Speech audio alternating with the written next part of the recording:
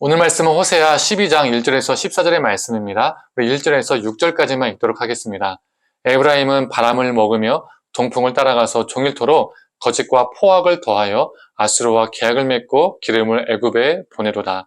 여호와께서 유다와 논쟁하시고 야곱을 그 행실대로 벌하시며 그의 행위대로 그에게 보응하시리라.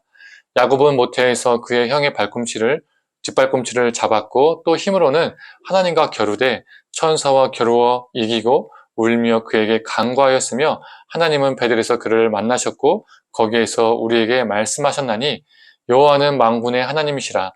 여호와는 그를 기억하게 하는 이름이니라.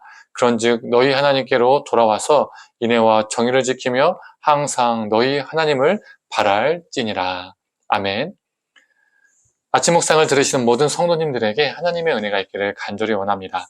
하나님은 이스라엘의 과거를 회상하시면서 야곱을 언급하십니다. 야곱이란 뜻의 이름이 무엇이죠? 발꿈치를 잡는 자 또는 비방하고 속이는 자라는 의미를 가지고 있습니다. 야곱은 그 이름대로 자신이 원하는 목적을 위해서 에서를 속였습니다. 발꿈치를 잡아서 다른 사람을 넘어뜨리고 끌어내리는 사람이었습니다. 자신이 원하는 목적을 이루기 위해서는 수단과 방법을 가리지 않는 전형적인 모델이 야곱이었죠. 그런데 그가 천사와 씨름을 했습니다. 이 약복강에서의 씨름 사건을 호세아는 그가 하나님께 간절히 간구했더니 응답을 받은 사건으로 해석을 합니다. 이 사건 이후 그의 이름이 어떻게 되었습니까? 야곱에서 이스라엘이 되죠.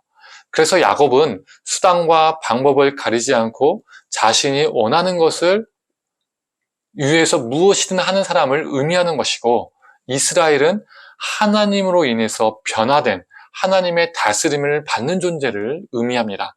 그리고 이 이스라엘이라는 한 사람의 이름은 어떻게 됩니까?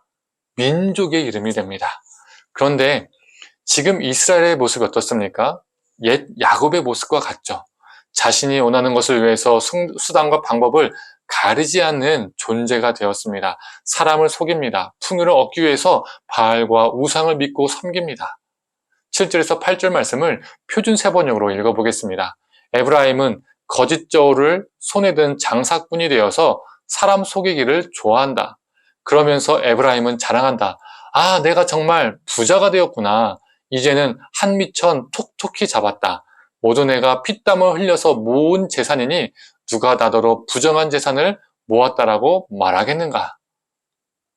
공평하고 공정한 추를 가지고 장사하는 것이 아니라 거짓 저울로 사람을 속여서 장사를 했습니다.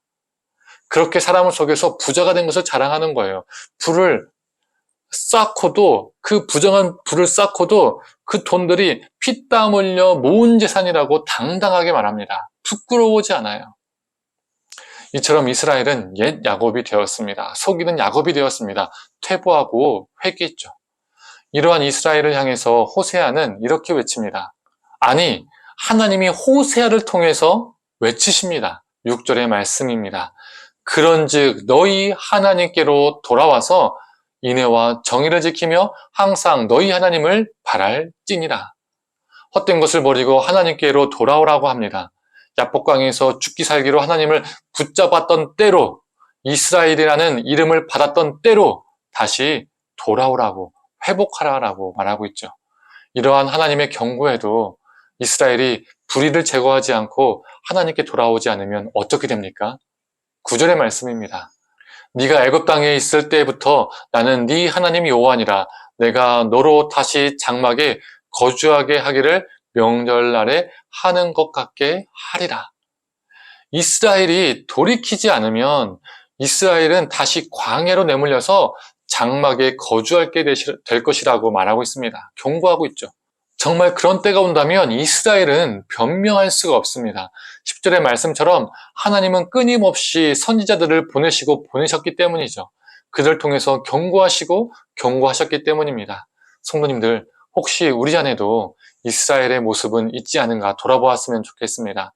야곱이 하나님의 은혜로 이스라엘이 됐는데 옛 야곱의 모습으로 돌아가서 하나님께 죄악을 저질렀던 것처럼, 또한 자신이 갖고 싶은 것을 위해서, 원하는 것을 얻기 위해서 수단과 방법을 가리지 않고 불의를 행했던 것처럼 우리도 하나님의 은혜로 그리스도인이 되었고 하나님의 사람이 되었는데 다시 이전의 세상의 사람으로 우상을 믿는 사람으로 회귀하지 않았는지, 또한 옛 야곱처럼 내가 원하는 것을 얻기 위해서라면 수단과 방법을 가리지 않고 불의를 행하며 살고 있지는 않은지 돌아보았으면 좋겠습니다.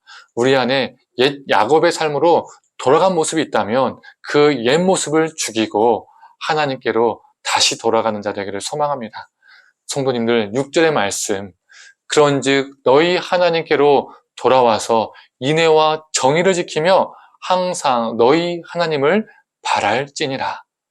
이 말씀이 우리 심령에 새겨져서 항상 하나님을 바라보고 하나님의 사랑과 정의를 지키며 행하며 살아가는 저와 성도님들 되기를 간절히 소망합니다. 함께 기도하겠습니다. 하나님, 야복강에서 야곱이 이스라엘 되었지만, 그리고 그 이스라엘이 하나의 민족이 되었지만 하나님의 언약 백성임을 상실하고 옛 야곱으로 돌아가게 됐음을 보게 됩니다.